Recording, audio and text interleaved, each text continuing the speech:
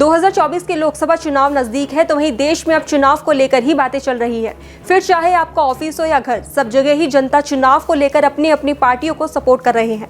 नेताओं से ज्यादा तो आम जनता को चुनाव में दिलचस्पी है कि इस बार कौन बनेगा देश का प्रधानमंत्री। तो इस चुनाव में नेताओं की ओर से एक दूसरे पर लगाए जा रहे आरोप प्रत्यारोप के बीच आइए जानते हैं चुनाव से जुड़ी 1 अप्रैल की 10 बड़ी खबरें, जिन पर पूरे देश की रही दिन भर नजर।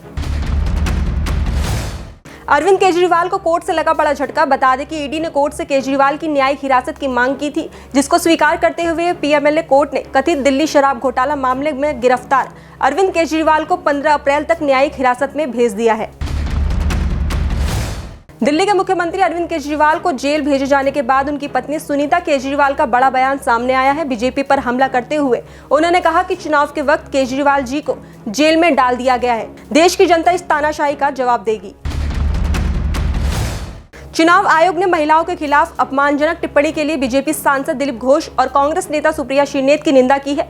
आयोग ने आदर्श आचार संहिता की अवधि के दौरान दोनों को सार्वजनिक बयानों में सावधानी बरतने की चेतावनी दी है। अब जब तक आदर्श आचार संहिता लागू रहेगी, तब तक चुनाव आयोग भी इन दोनों नेताओं के सार्वजनिक भाषणों और टिप्पणियों पर नजर रखेगा।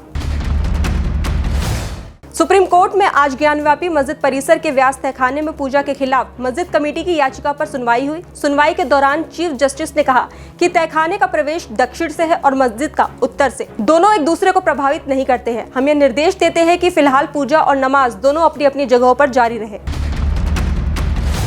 दिल्ली शराब नीति से जुड़े मनी लॉन्ड्रिंग मामले में आप नेता सौरभ भारद्वाज और आतिशी की मुश्किलें बढ़ सकती है। बता दें कि ईडी द्वारा पूछताछ के दौरान अरविंद केजरीवाल ने बड़ा खुलासा करते हुए कहा कि विजय नायर मुझे रिपोर्ट नहीं करता था, वो आतिशी और सौरभ भारद्वाज को रिपोर्ट करता था।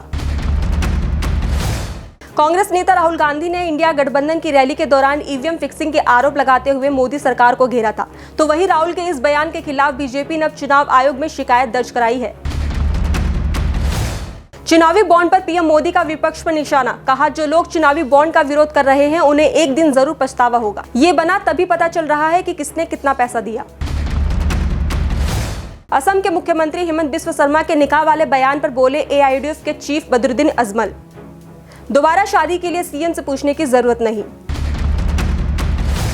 समाजवादी पार्टी से अलग होने के बाद अपना दल कमेरावादी की पल्लवी पटेल ने असदुद्दीन ओवैसी की पार्टी से गठबंधन कर लिया है। तो वहीं स्वामी प्रसाद मौर्य के साथ आने पर पल्लवी पटेल ने कहा कि स्वामी प्रसाद मौर्य तो हमारे साथ हैं, हम उनको समर्थन देंगे, वो भी जल्द ही हमारे गठबंधन में शामिल होंगे। लोकसभा चुनाव 2024 से पहले ओडिशा के केंद्रपारा से सांसद अनुभव मोहंती बीजेपी में शामिल हो गए हैं। तो वहीं बीजेडी छोड़ते हुए अनुभव मोहंती ने कहा कि नवीन पटनायक मेरे पिता समान है, पार्टी में मेरा दम घुट रहा था, इसलिए मैंने पार्टी छोड़ दी। आज की सुर्खियों में बस इतना ही। बाकी और चुनावी सुर्खियों में हम मिलते हैं कल। बाकी देखते रहिए आप भारत एक्सप्रेस।